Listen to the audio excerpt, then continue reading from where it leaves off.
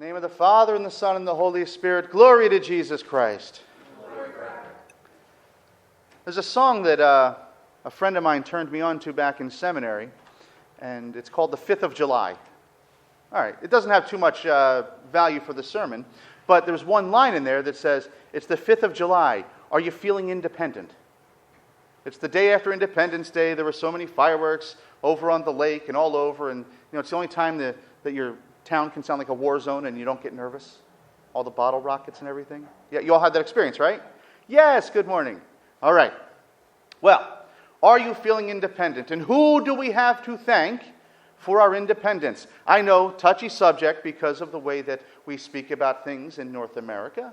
But I think ultimately, aside from wars and laws and all those other things we've done to struggle to be Americans living in this place, ultimately, at the core of it all, we have to thank Christ for our independence. Whether it's independence from Britain, and as you know what they called yesterday? July 4th. It just doesn't mean anything to them. We left. Oh well. Right?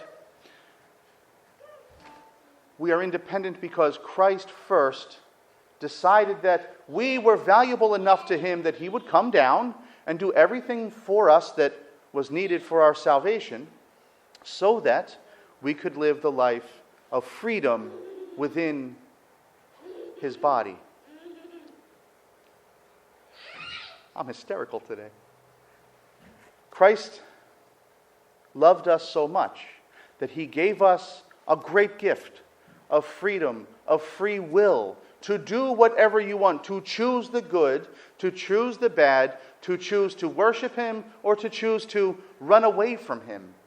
At any time, you have that option.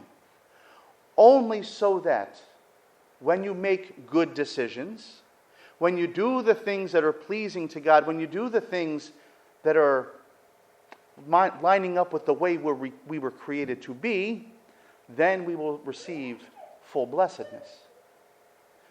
But it's not going to be forced on us.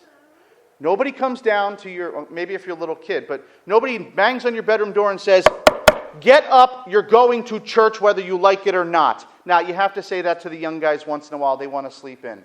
And I even have to drag myself sometimes because it's hard to get out of that bed when it's nice and cozy. But we want people to choose, to love, to want to be with our Father in heaven, here on earth. We have been given the freedom to choose. So with everything available to you right now, you chose, beautifully, wonderfully, miraculously, you chose to come to this place this morning. We've had people come down from quite a distance to visit family. We've had people drive from the other side of the lake and somebody from just a couple miles down the road. We all came here today choosing to be part of this family. See how greater that is? Your family of birth is a wonderful and beautiful thing, and you know that on holidays, I miss my mother and brothers and the rest of my family very dearly. I told them all that yesterday. That's good. And even better, I miss being with my spiritual family as well. We're not just thrown together because of blood. We come together because faith binds us together. There were a couple men in today's gospel lesson. And for some reason, their freedom to choose was constrained a little bit. Something had happened in their lives, and they allowed, or it was forced on them, or for whatever reason, the demons came into their souls and kind of took away their freedom to choose. All of a sudden, they were thought of as madmen.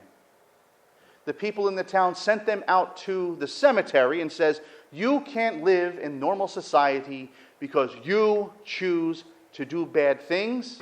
That's how they understood it. Get out of our town. You can't live near us. Something happened. They were allowed to be demonically possessed. Understand that in the church understanding, not of what we see on TV and those paranormal shows. It's not that sort of possession. I don't even know what that is. What we have here is a spiritual sickness. By giving up our freedom to choose, by also choosing poorly, over and over and over again. And there's a very simple 3-letter word for choosing poorly. It's called sin, right? We all know what that is. It's a simple one, easy word to remember. Every time we sin, we allow the devil to be the active agent of choosing in our lives. You say, I'm not following the Lord right now. I'm letting the devil be the Lord of my life. So for whatever reason, he moved into the hearts of these two men.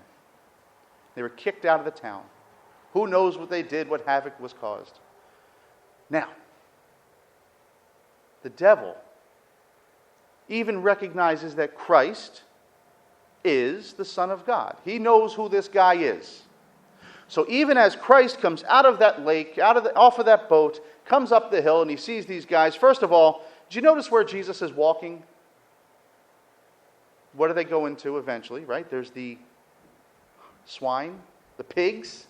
The Jews hang around people that raised pigs very often? No. Christ was choosing to go out to the people who were actually living outside of what he had commanded them to do.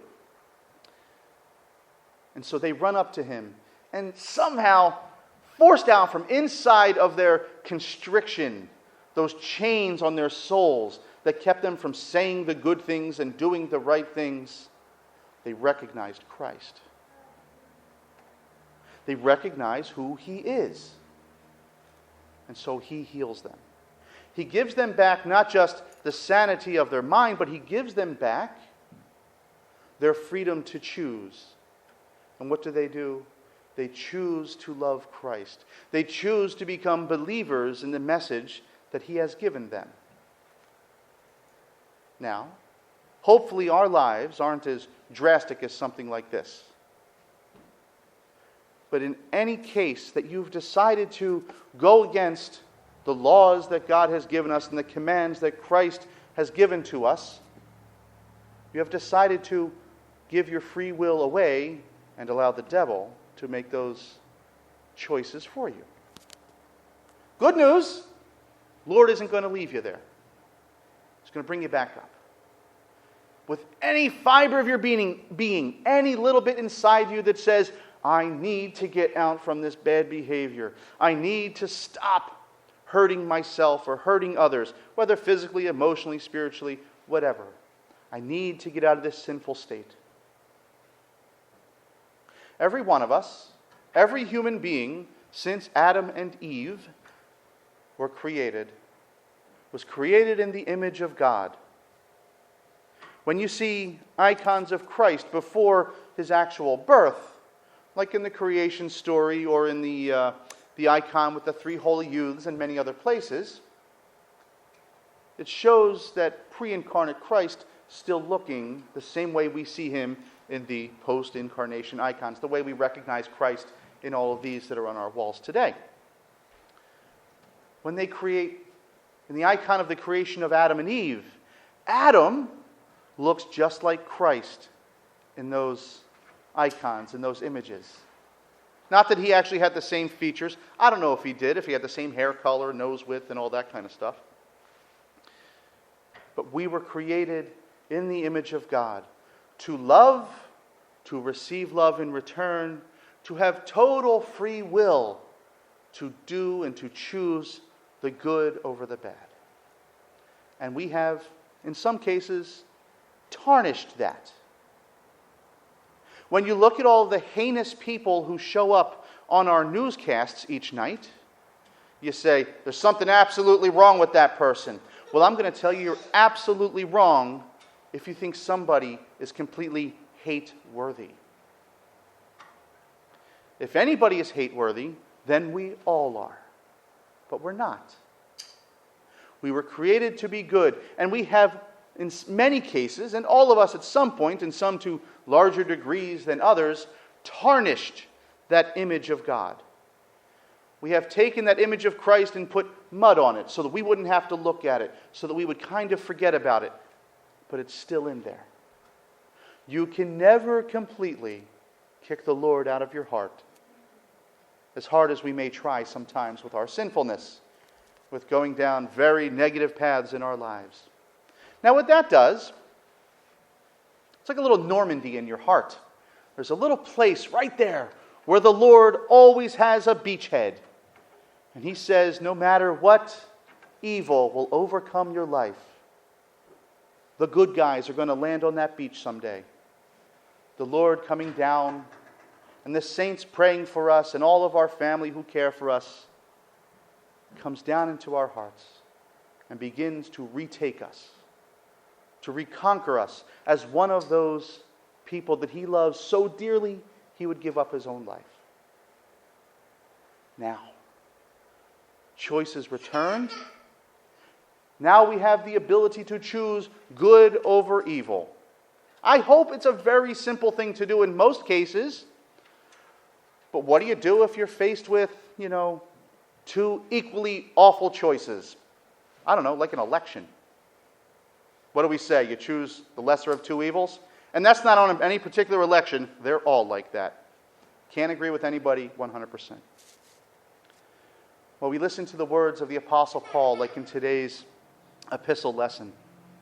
We want to live now. We want to choose for the Holy Spirit to make a home in our hearts so that we can now exhibit to our brothers and sisters, to our Father in heaven, the sorts of traits and attributes and behaviors that we've been asked to do.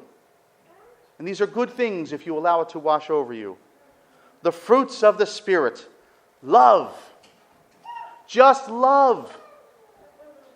You ever say, like a band comes on, there was one particular one back when I was a kid, as soon as it came on, I go, I hate this band. I didn't know anything about them. I knew 2 songs and I didn't like them. Okay. Choose the opposite. Choose to love first because, look, God loved us. We should probably pass on that beautiful thing. Love, joy, peace, long-suffering.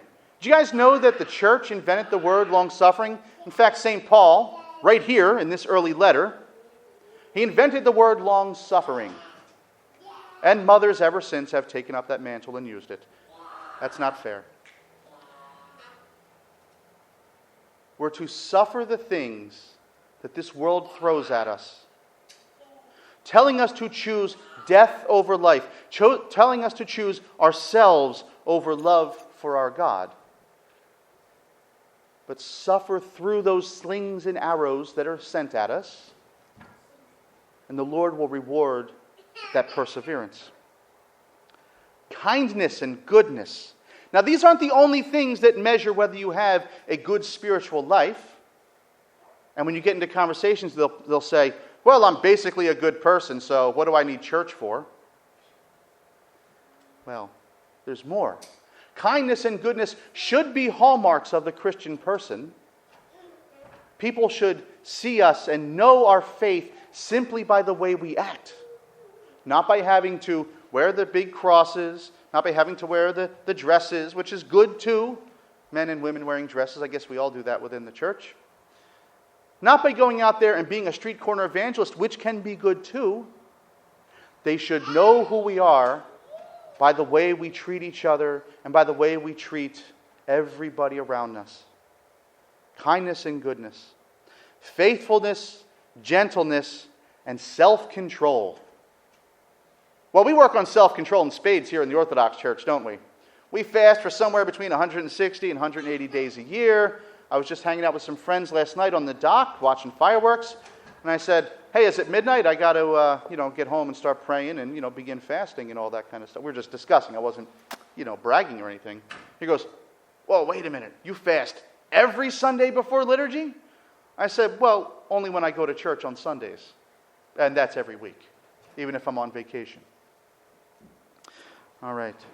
So, these are the fruits of the Spirit, and we receive them, and we act on them, and we show them to the world when we choose to keep the image of Christ within us clean and as undefiled and unmuddied as possible. Love, joy, peace, long-suffering, kindness, goodness, faithfulness, gentleness, and self-control. Meditate on these words. Think about them through the week. Where can I grow in each of these attributes? Can I be a little bit kinder? Yeah, you've all seen me cranky. I can always be a little bit kinder. Can I love somebody a little bit more? See in your brothers and sisters, and in yourself too, if necessary, the image of Christ in them. From the youngest child to the oldest adult in our parish, everybody in between, look at them and say, Christ loves them. What did He put in them that is lovable simply because He created them? And then practice the rest of these attributes all week. And you don't get off the hook next Sunday. Continue to grow them throughout your life. In the name of the Father, and the Son, and the Holy Spirit, glory to Jesus Christ. Glory.